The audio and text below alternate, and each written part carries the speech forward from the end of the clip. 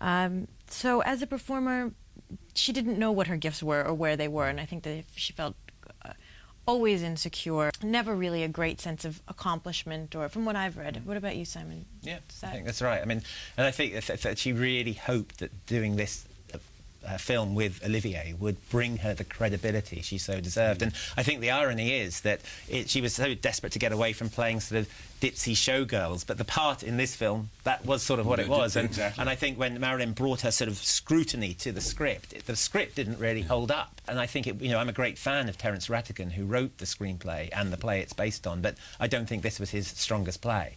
And I think that there was a frustration there because it was very hard to work out the motivation. Yeah, I think that's one of the reasons that she had such a difficult time, is assuming, well, I'm going to take a part that Vivien Leigh played. Yes. That must be great. Yes. Olivier will be there. I know he's great. Correct. And I think that she didn't and then when she got there, discovered that the script was sort of full of holes. Yes. And that she had saddled herself with an impossible task, basically put herself right back in the position that she has always been as a ditzy showgirl, and was really fighting against a difficult piece of material. Where do you think that it's fascinating what you're saying about this, the inability to access these things in her life that are so rich? Where did she get this joy from? That, for instance, she like in the movie, it seems so genuine.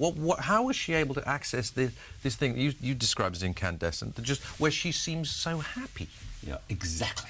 I think it's a few things. I think that when she's singing and dancing, I think that it's it turns your mind off. Your sort of logical, critical brain is put to sleep because you're too busy doing other things. Yeah. And I also think that some part of her, I think that the trauma that she experienced when she was a young girl, I think that some part of you stays locked at that age. I think that she was an eternal child. I think that some part of her profoundly didn't grow up, and I think that's where that joy, as well as the sadness, but I think that that's where it comes from, because it feels so